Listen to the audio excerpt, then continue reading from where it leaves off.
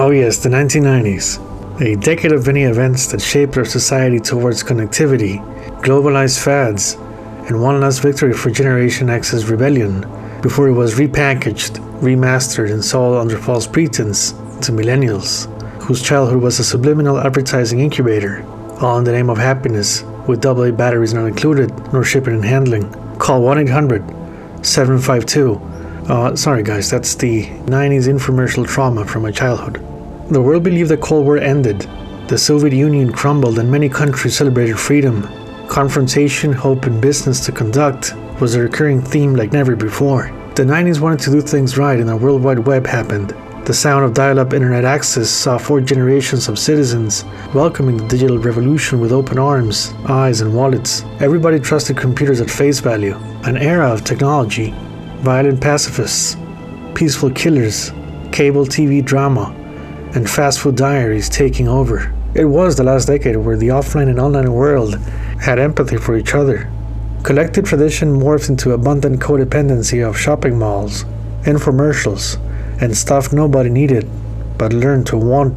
Authority walked towards the perfect sociopath. With the Cold War out of the way and lots of money to be made, democracies were fooled by charming smiles, words, and Hollywood charisma that previous decades used to see behind closed doors. The world's growing addiction to media outlets made them hungry for shocking news, breaking news, update news, any kind of news, police car chases, NBA finals, trials, comebacks, science, gossip, and sitcoms. Surviving members of Led Zeppelin played a game of politics that mirrored world events, while cashing in on revival sets that kept all the new fans excited and broke. Just when it seemed wounds were healing and their careers could amicably cross paths in the 90s and maybe reunite like some of their peers, shots were fired and John Paul Jones's number was lost. The Page & Plant project had the perfect timing of grunge. 70s concert goers had cash in hand to revisit the good old days, now paying higher ticket prices. Leaving John Paul Jones out of their tours and albums was a crime against the Zeppelin community. Well, one of their main reasons was, quote, "If we brought Jonesy, then it would have been sold as a full-fledged Zeppelin reunion. Having your friend find out through the newspaper was not nice, to say the least."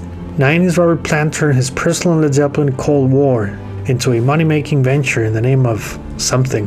Although I will cover in future episodes why I believe calling John Paul Jones wasn't the right fit for Page & Plant's 94-97 run, the 1998 tour was the great lost opportunity for him to join his former bandmates and maybe call Jason Bonham as a guest.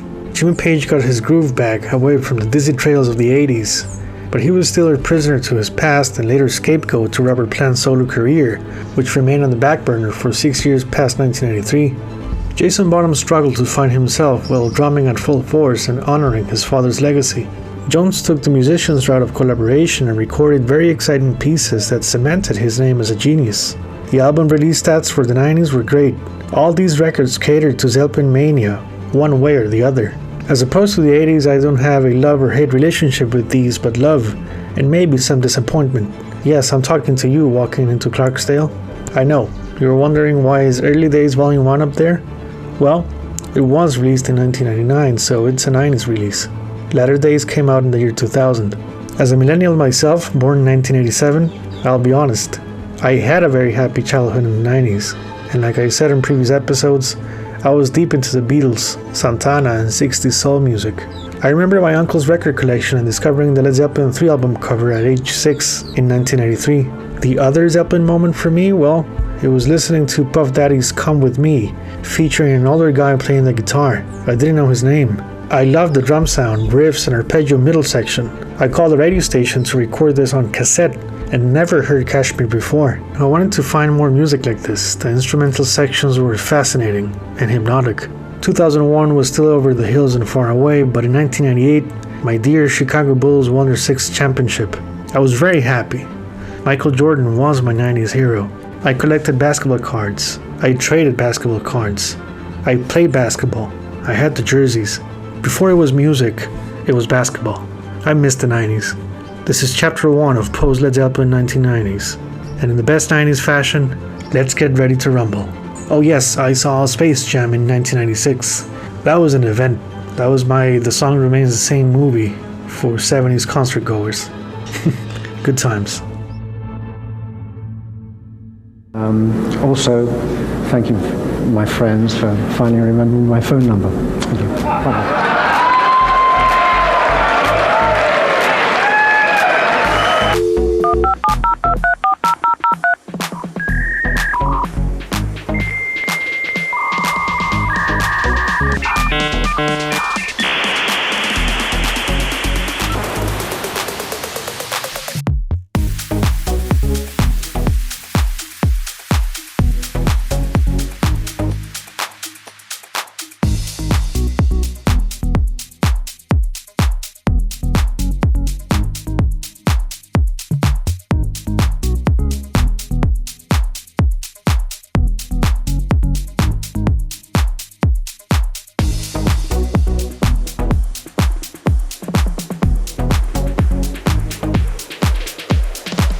Was the exclusion of John Paul Jones an obvious sort of... Shut up. No.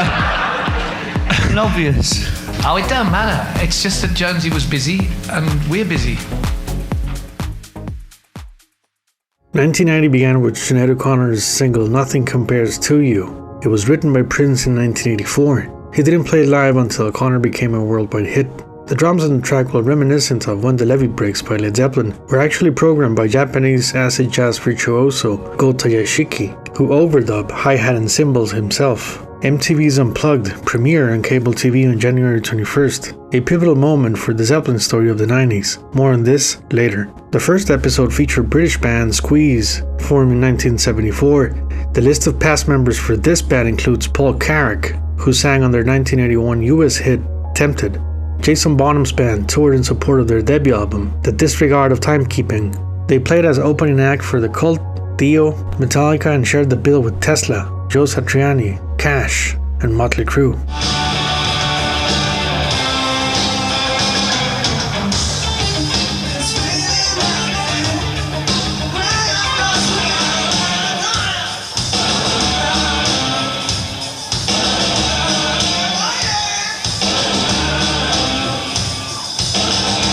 January 10th, Hammersmith Odeon, London. Jimmy Page played 3 songs as guest for Bon Jovi. Quite an exciting moment for Bon Jovi, who were about to finish their New Jersey Syndicate tour, which began in, wait for it, 1988. With 238 shows, it ended on February 17th in Mexico after almost 2 years of being on the road. No wonder these guys were tired of each other by 1993. This is like one of those special moments in your career, you know, because you get to jam with some people once in a while, and I think Bill Les Paul had in mind when he styled this guitar was for this man and for this band, a living legend, ladies and gentlemen, Jimmy Page.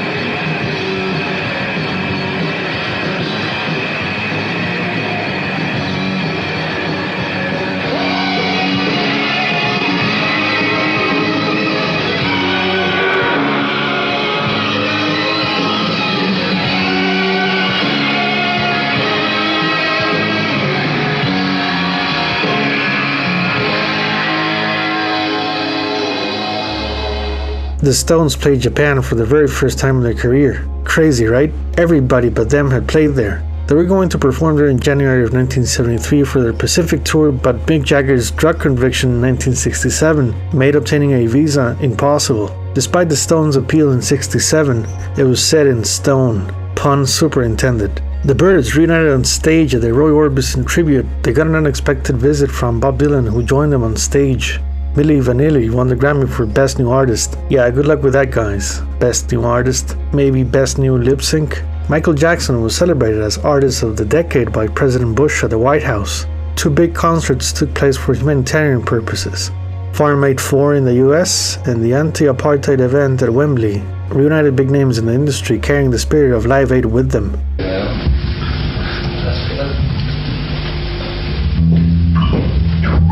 Not sure about the rest. This way, yeah? Okay. Ready?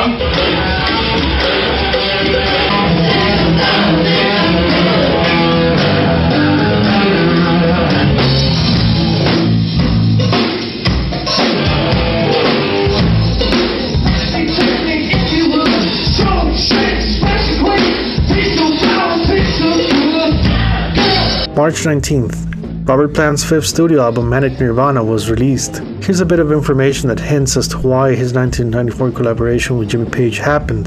This record sold less than Pictures 11, Principle of Moments, and Now on Zen. It was just 100,000 units above Shaken and Stirred. Wait till we see the numbers for Fate of Nations. You can check out more information on the making of Manic Nirvana and Bonham's debut album on my Post Zeppelin 1980s series, episode 15. Now, the development musically from Now and Zen to Manic Nirvana it's the kind of next step that should logically take place. It's good to have the same guys and to have the intensity. I'd like to think we can stay together for a long time because every guy in the band has got something, is coming from a different angle. Well, I think being on your own, it's so insular.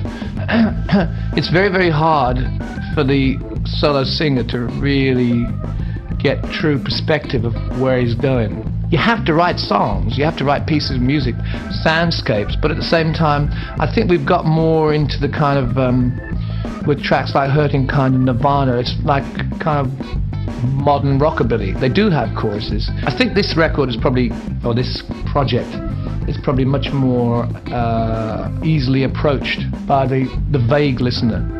You know, somebody who's just passing and hears it. I think it's much more attractive sonically and tune-wise, but at the same time it's not giving too much away at all. I have a lot of pressure from Robert Plant. Half the time he doesn't behave. There's a lot of very anxious pieces of music here. Well, I'm more at home with the whole style of the thing, so I've actually revisited some of the areas vocally that I used to, you know, I mean, using high screams and stuff like that. It's totally inappropriate to use them just for the hell of it. You can only use the high register and that kind of long wail thing if you've got a piece of music that demands it or asks for it. And these songs are definitely in that area.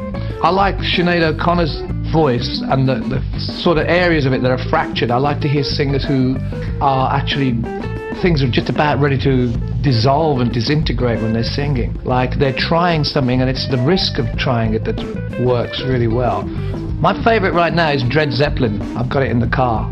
That's really good. They got two singers. One's a kind of does things after the reggae style and the other guy thinks he's Elvis. And so when they do things like Black Dog, the guy's sort of, hey, hey, mom, sit the way you move. I'm gonna make you sweat. I'm gonna make you groove. And then it goes into reggae music. It's fantastic.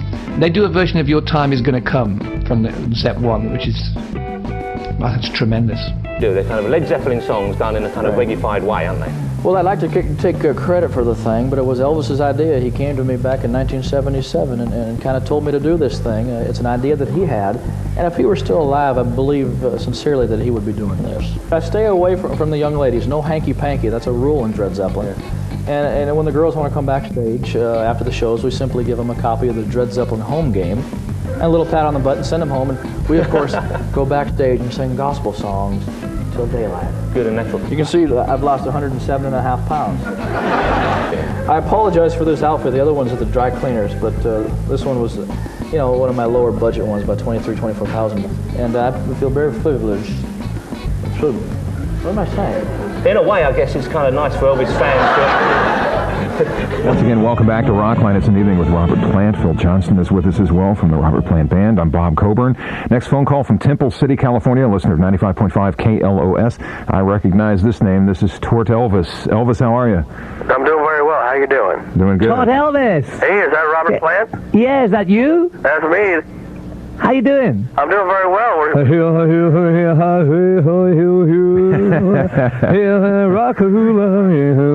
those of you that may not know, Tort Elvis is the lead vocalist for Led Zeppelin. When my blue moon turns to gold again.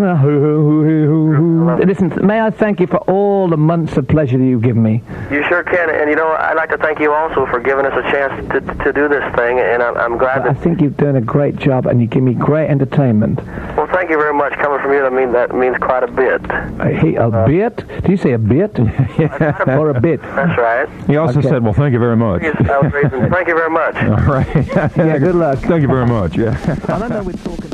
April 28th, Page, Plant and Jones perform a Led Zeppelin set at Jason Bonham's wedding reception at the Heath Hotel near Birmingham. Technically the third Zeppelin reunion, they played a setlist comprised of Custard Pie, Rock and Roll, Sick Again, Bringing It Home, and It'll Be Me, a song written by Jack Clement in 1957 and popularized by Jerry Lee Lewis. Led Zeppelin played this last song twice on their 1977 tour. One of these shows featured a special guest, Bad Company's own Mick Ralphs on guitar. A good warm-up for Robert, whose 1990 solo tour had him busy with 99 shows from May to December. While his set lists were solid and well-balanced, there is something different about 1990 Robert. What he gained on the bigger-than-life vibes of Manic Nirvana, he slowly lost in his quest for authenticity. His 1990 renditions of In the Mood and Big Log sounded harsh. The 1983 innocence and magic was gone. Even Ship of Fools paid the price of Robert's excessive ad-libs on delicate songs like these. Now, to be fair with him, he was tired. The 1988 tour was massive, thus resulting in an overexposure of the Robert Plant product.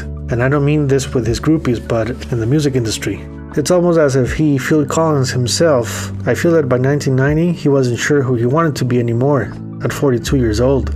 His band was on fire. They were amazing players. The issue is that this style was now a bit late for the shifting music industry.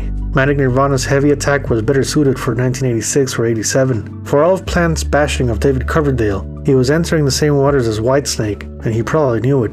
While audiences drew in large numbers to hear the solo career hits and Zeppelin tracks by the man himself, the intention behind it slowly evaporated to what Plant said in the early 80s he didn't want to be, the flashy rockstar persona. His manager Bill Curbishley advised him back in '85 to disband the shaken and stirred group and start fresh. He helped out Jimmy Page and the Led Zeppelin legacy as well. More on him later in the 90s story. On the 1990 cover side of things, Robert went back to playing Zeppelin. A lot of Zeppelin. No, really, he played them 350 times throughout the tour. Two Zeppelin songs stand out for its sound and great performances. First one, No Quarter. Yeah, I know the irony here, right? His constant bashing of John Paul Jones in the 80s, but here he was, playing Jones's masterpiece. I definitely recommend checking out these 1990 versions. They have a 2007 reunion vibe with a nice and compact jam in between. It's probably the band's finest interpretation of a Zeppelin classic with Charlie Jones and Phil Johnston's harmony combo, providing some of the Houses of the Holy studio vibe to it. What's up with the last names, right? Jones and Johnston. It's like Jonestown. Now on to Wearing and Tearing. Robert played it 22 times in 1990. This track from Coda was a treat for hardcore Zeppelin scholars in the audience. It is a small glimpse of Led Zeppelin in the 80s as far as Robert's attitude with the song he had no reason to hate. While the band played it a bit too fast, it's fun and exciting despite the structure being somewhat repetitive. You just can't play this song without the rhythm section of John Paul Jones and John Bonham. But hey, at least Robert gave some love to Coda, right?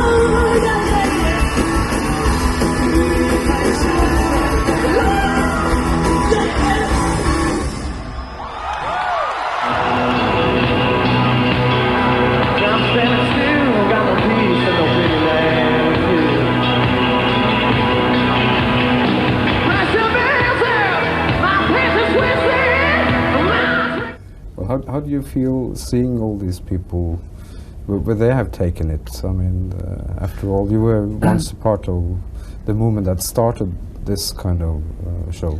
Celtic mysticism. I call it that. Mm. I don't feel anything. I mean, I don't really take any notice of that form of music. They, the Detroit Pistons, will meet the Portland Trailblazers in the best of 7 beginning Tuesday night on CBS. 1%, but Mike, well, you know, we want to be where they are, but we still got to win our turn. We're still trying to improve our team. They were the better team, and they played better today. But I got to accept the season that we played. We had a good season. We got this far. We got to look forward to next season. That's the only thing we can do. Gave it a hell of a run. Thank you. Vern Free's average.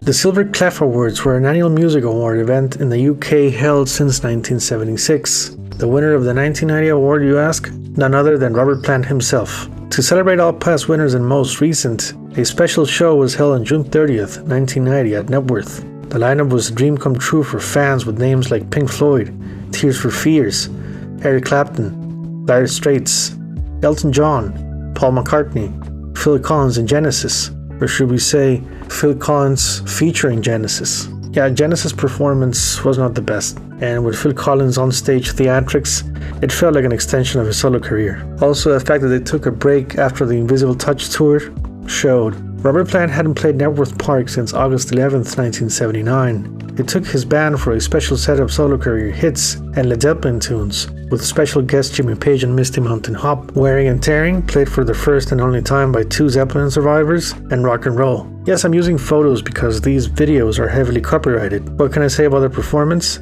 Watching Jimmy and Robert do Wearing and Tearing is a 90s highlight to imagine a 1981 Led Zeppelin tour. Contrary to Page in the 80s, he looked healthy. He was happy to be there. Good vibes and friendship, or at least great acting from Robert. It wiped off some of the bad memories from Page's 80s reunion performances. Jimmy was ready for the 90s. You must get approached to do a lot of charity, big charity concerts. Why this one today? Well, this one is, it's only possible to do the ones that can be put together properly, and the organisation of this, these people now are really, the whole concert phenomena is under control. The only thing that can go wrong is God can decide to change the weather. He played here in 1979 to 400,000 people. Will you give him a great homecoming, ladies and gentlemen, Robert Plant!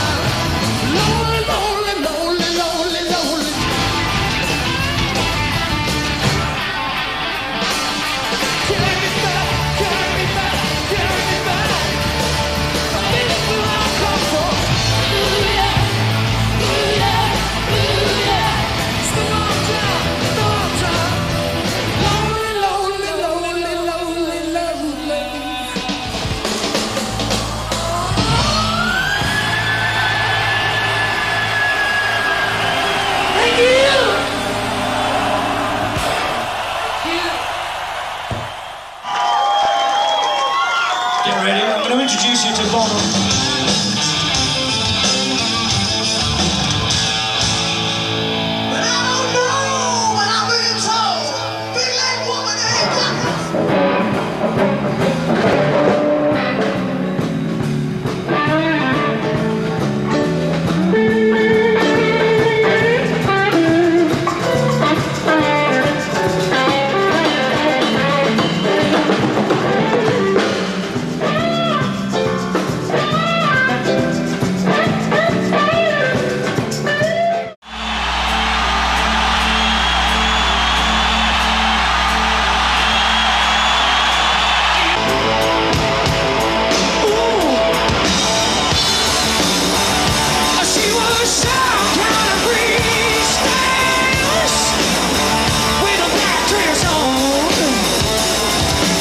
Aerosmith was sound checking, Jimmy Page from Led Zeppelin came up. And Steve Vai was there too. So it was Steve Vai, Jimmy Page, and Joe Perry were all there, and they were talking about my technique. And when I came up on stage, they all stopped playing. They were embarrassed to play in front of me. So, and they were all, from all those adults, they became sheepish and stuff, and they didn't want to. And especially Jimmy Page, who I've been a fan for years. I said, Jimmy, don't be silly. Come on, grab the guitar. Then we all did a rendition of "Blame It on You." It was great. Me, Vi, Page. Wasn't that great? Because I couldn't believe it that these are the guys I idolized. Actually, they just scared to play, you know. Then suddenly I found myself with the guitar wrapped around my neck, hanging from the drum lines. Except for my big 10-inch. I think this is one of the best bands ever, regardless of whether it's Whitesnake. Just the actual personnel, Vandenberg, Vi on guitars is a frightening concept and always has been, and even more frightening when you watch and hear them live. Although the incentive to join Whitesnake basically was my desire to be out on the road. You know, now remember, I'm American, and I really didn't know what Whitesnake was all about until the '87 album. You know, I mean, I knew of David Coverdale, you know, I knew of the way he sang, but I had no idea he sang the way he did until I got next to him. And I tell you, he delivers every night. Now, of course, the festival has been a make or break for many bands. I think we can safely say that it contributed to the early success of Motley Crue, Guns N' Roses, Whitesnake themselves, and Dio, but it's also been the downfall of some bands who've disappeared from trace after playing here. Inspired by the film Young Guns 2, Blaze of Glory, the single and the album. Available now all over Europe.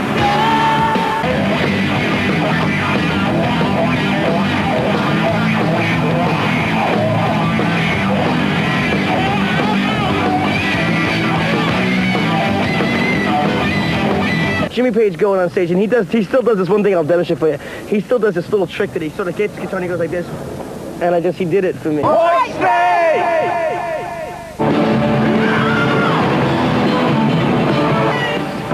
think that the band, there's more of a camaraderie going on. You know, it's more 90s, so to speak.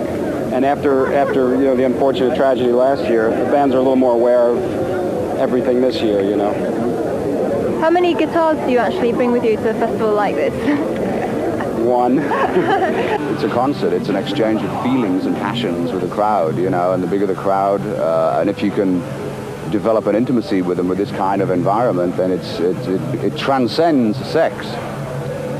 Masters of Rock was a festival held in Castle Donington, England. The 1990 edition had Whitesnake, featuring Steve Vai's Newfound Riches with his second solo album, Passion and Warfare, released on May 31st. What a work of art that album is. From start to finish, a sonic experience. It's so much more than just an instrumental guitar album, really. He was never able to top that. Also on the bill was Aerosmith, Poison, Choir Boys, and Thunder. Two bands I've never heard in my life, but I will do that research on them. The festival was broadcasted via BBC Radio 1, and to everybody's surprise, Jimmy Page played a Yardbirds number with Aerosmith. Train Kept It Rollin' was re-recorded by Aerosmith in 1974 for the Get Your Wings album. Strangely enough, it featured both Steve Hunter of 1977 Peter Gabriel fame and producer Bob Ezrin's favorite session cat, Dick Warner, on lead guitar. So here I am, actually in the VIP area, which is where all the biggest superstars hang out, or so I'm told.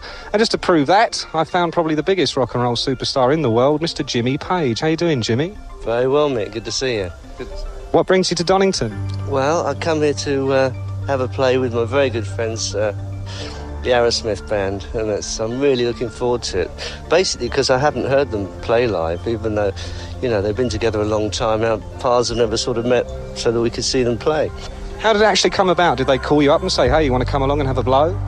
Well, actually, I think my manager bumped into Steven Tyler in New York. They just sort of crossing in the lift, and there was possibility that we were going to get together when they did Wembley last time. But I was unable to make that, and he was saying, oh, shame about Wembley, but what about Donington? We said, yeah, right, let's do it, you know. So here we are. Which number are you actually going to be playing today? Train Kept A Rolling, yeah. Bit of blues? Yeah, well, it's one that we've both sort of recorded in our own rights, and it's going to be some real fun playing with Joe and that. Joe Perry, now there's a name to conjure with. Do you rate Joe as a guitarist? Yeah, absolutely. He comes up with some really fun riffs, yeah. Do you think he's a little bit nervous playing with you today? Well, I don't think so. He certainly isn't showing. I mean, we've been hanging around together, you know, quite a bit prior to this, and no, I don't think so. We're just all looking forward to having, you know, real good crack, you know. So are we, Jimmy. I can't let you go, of course, without asking you about what everybody's talking about. This is it a 50-track box set of Led Zeppelin material coming out in the autumn? Yes, 54 tracks, and they've all been remastered from the original studio tapes for CD, and I've laced them out in all different running orders, you see, and it's really good. It really is. I'm really pleased with it, and I think everyone's going to like it, actually. So what's prompted you to... What's prompted all this Led Zeppelin activity suddenly? Well, as far as remastering those things, because I was never invited to do the original mastering for the CDs when they came out, which was rather annoying considering, you know, I'd seen everything through every step of the way prior to that, you know.